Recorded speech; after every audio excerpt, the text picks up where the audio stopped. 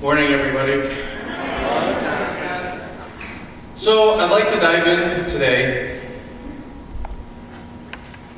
Jesus talked a lot about grace. Jesus talked a lot about law. And Jesus knew that we were, well, let's just say it, we're simpletons. But we're simpletons that like to keep things complicated. And he knew this. And he knew that we could make complicated turning on a light switch. So this story was him throwing us a bone. He knew we were going to get confused about grace and law and how do the two fit together. He knew this. So this was his bone that he threw to us. Thank you, Christ. Okay, so let's look at this and start diving in by looking at the two preceding verses. Verses 1 and 2. Okay, so now the tax collectors and the sinners were all gathering around to hear Jesus. But the Pharisees and the teachers of the law muttered, "This man welcomes sinners and eats with them." Okay, so first of all, you have to understand that the sinners and the tax collectors were the losers. And that the Pharisees and the teachers, they were both there. Now, they're there for clearly different reasons, because as the scripture tells us, the tax collectors and the sinners were sitting around to hear Jesus. They wanted to hear what he had to say, hear his words. Whereas the Pharisees and the teachers, they're there to mutter. They're there to argue with him over law. Now, another thing you have to understand is that the sinners and the tax collectors, they represent the prodigal sons. Whereas the Pharisees and the teachers represent the older sons. Because the prodigal sons, they love grace. The older sons, not so much. They love law. The more of it, the better. So why is all this so important? This is so important because both sets of people were represented when Jesus was telling this story. That's not a coincidence. He knew that both sets of people had something that they needed to take away from the story. He knew that both, in a sense, were lost. So Jesus starts off, he gives us the basic situation in verses 11 and 12. Jesus continued, "There was a man who had 2 sons. The younger one said to his father, 'Father, give me my share of the estate.' So he divided his property between them." Okay, let's put this in perspective. If I were to walk up to my father, who actually is here tonight, and say, "Dad, you're gonna die someday. Just give me whatever I've got coming to me," I'm afraid he might actually try and give me what's coming to me. And before I'd even make that attempt, I'd want Ed Davis standing between us, let me tell you that much. Imagine the shame of doing something like that. And back in Jesus' day, the dishonor was far worse. Far worse. Back then it would have been no different than walking up to your father and saying, "I want you dead." Can you imagine that? Based on societal views back then, he would have been within every right, the father, to publicly beat his son. Which is why I would want Ed Davis there. But the father didn't. He did exactly as his son asked. He divided up the property, gave it to him, and sent him off. Verses 13 through 16. Not long after that, the younger son got together all he had, set off for a distant country, and there squandered his wealth in wild living. After he had spent everything, there was a severe famine in the whole country, and he began to be in need. So he went and hired himself out to a citizen of that country, who sent him to the fields to feed pigs. He longed to fill his stomach with the pods that the pigs were eating, but no one gave him anything. If you excuse me 1 second, I'm going to wet my whistle a little bit. I brought my Red Bull today because Dale said it would help my credibility if I grew wings on stage. So I'm going to try that. Okay, so the prodigal son leaves. He goes to party it up. And you got to imagine as the sinners and the tax collectors are sitting there listening to the story, they get the party part. They're all about that. And you got to imagine the Pharisees and the teachers are sitting there and they're just stewing over the ridiculousness. They just can't even believe that this is happening. Some things never apparently changed because even back then, partying was pricey. So before long, he's broke. So he took a job feeding pigs. And what you have to understand about this is, this in itself means a lot. Back then, pigs were deemed as unclean animals. So to be in there as a servant to the pigs, this was the low of the low. You couldn't get any lower. He had hit rock bottom. Verses 17 through 20. When he came to his senses, he said, "How many of my father's hired servants have food to spare? And here I am starving to death. I will set out and go back to my father and say to him, 'Father, I have sinned against heaven and against you. I am no longer worthy to be called your son. Make me like one of your hired servants.' So he got up and he went to his father." So he finally decided, enough's enough. My father's got these servants back at home and they eat better than I do. And listen to what it says. He dreamed of eating what he was feeding the pigs. Can you imagine? I mean, like I said, he was at the low of the low. So finally he figures, you know what? If I just go home, I would be so much better off. The light bulb finally hits. So he planned his speech, swallowed his pride, and headed off to ask for his father's forgiveness. But while he was still a long way off, his father saw him and was filled with compassion for him. He ran to his son, threw his arms around him, and kissed him. Now you notice, one of the key things I want to point out here is he saw him from a long way off. The son wasn't perfect. He still had plenty of flaws. But what did the father do? The father went and he met him. He met him where he was at. And then he brought the son home. Why? So simple. Because this was his son. I had my years as a prodigal son. I had my years where what God was going to think of any decision I made didn't factor too highly into the equation. And I want to tell you a little story about my life and my prodigal son story. So a few years ago, my grandma became deathly ill. We had no idea how long she was going to last. It was a day-by-day thing. Didn't know each day to the next. Do I go into work today? Do I not go in? I had no idea. The one thing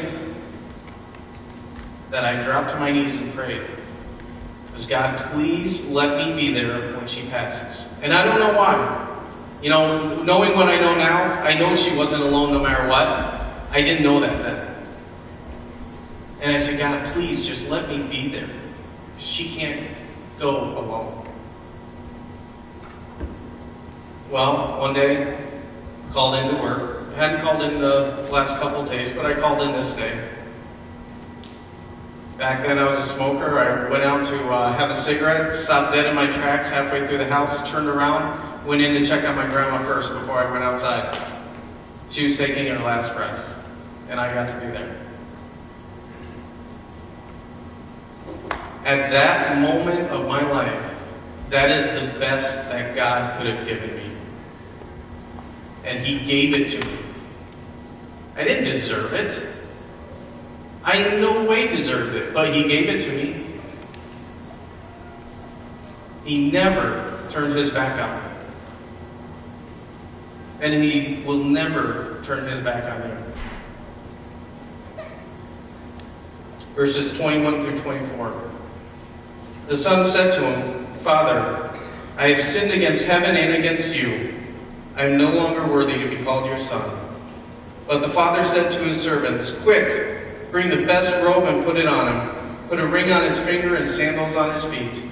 Bring the fattened calf and kill it. Let's have a feast and celebrate. For this son of mine was dead and is alive again. He was lost and is found. So they began to celebrate. Now, one of the things I want to point out is, if you notice earlier in the scriptures, when he's planning out what he's going to say to his father, he says, "Make me like one of your hired servants." And there's a reason for that, because in his mind, he knew he had done so wrong that he wanted to pay back his father for the wrong he had done. But if you notice down here, when he actually gets to be with the father never gets him go to that point. And there's a reason for that. Because we are not hired servants trying to pay back God. We are his children.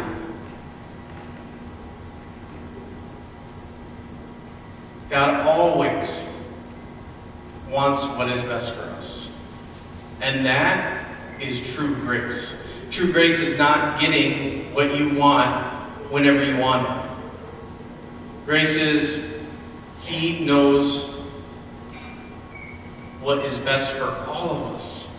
And he wants that so badly for all of us. And we just have to accept it.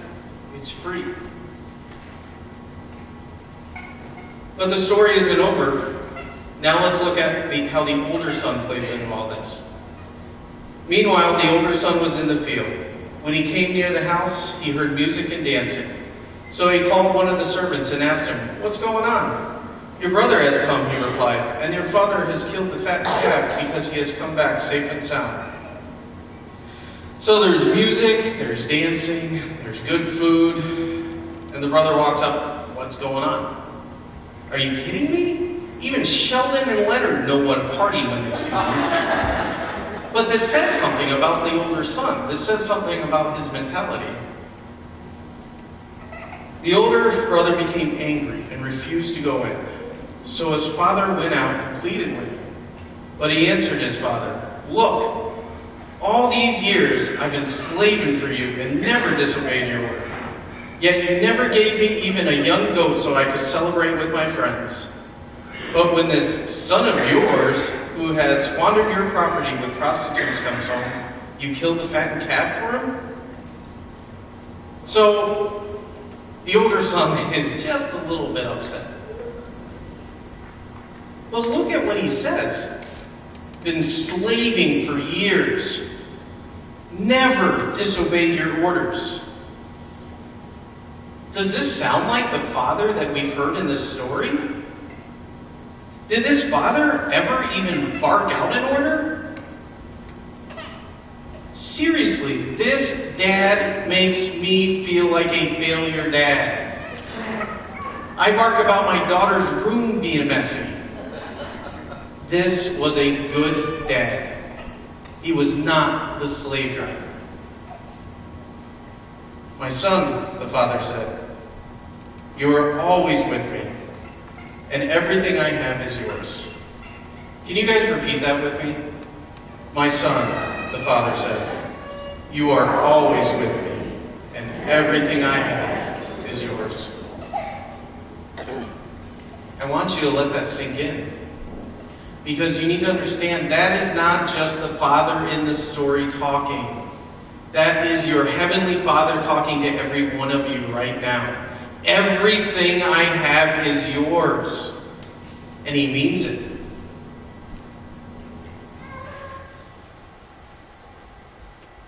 But we had to celebrate and be glad, because this brother of yours was dead and is alive again. He was lost and is now found. The prodigal son went from spiritual death to being filled with life. And this verse is so important because it shows us the prodigal son, above anything else, is a person. And people are more important than ideals. People are more important than theology. People, everybody get this one, people are more important than being right. Nothing can be more important than the person. Now, older sons, they think God is something He isn't. He isn't a thing. He isn't someone. He loves us. He cares for us. He feels for us. He doesn't bark out orders. He loves us whether we slave for Him or not. He just loves us, period, the end. Nothing else to say. That's it. He loves us. Being an older son doesn't make me better than anyone. It doesn't give me the right to judge. It doesn't give me the right to look down on anybody else. Who am I to do any of these things? Because you know what? At the bottom of the cross, the ground is level. Nobody's higher than anybody else.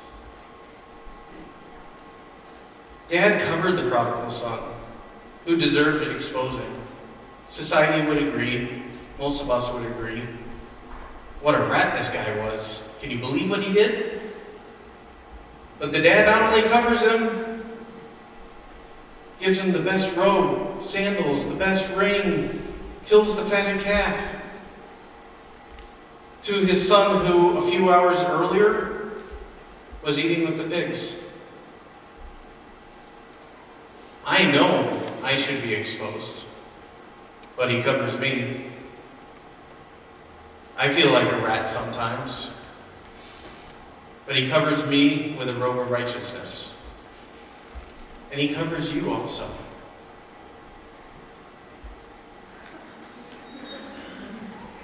Now, prodigal sons, grace, as you see it, cannot be the only takeaway from this story. You don't have a license to do anything you want, and you kind of know that already. You need to know how to live with respect for your own life and for your Father. As parents, can you approve of everything that your children do? No, you can't. And your Heavenly Father is no different. He can't approve of everything you're going to do. And Christ is no different. He's not buddy Jesus, always at the ready to say no problem. He's not. This is real Jesus, who is a buddy for sure. But more importantly, He is our Lord and Savior.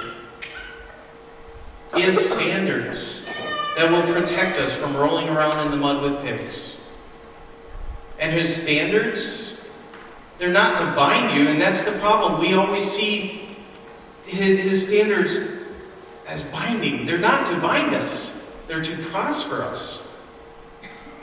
Because think about it. You can't party and expect not to go broke. You can't sleep in the mud and expect to be clean. You can't be spiritually lazy and expect your spirit to be strong. You can't. And each one of you know that. We all know that. Truth. God does love us right where we are. But He also loves us too much to leave us in the mud. Are you missing who the real Father is? I pray that God shows you. If you're an older son, let God show you who the real Father is. If you're a prodigal son and sin has become normal for you and buddy Jesus is your problem, confess and ask God to help you.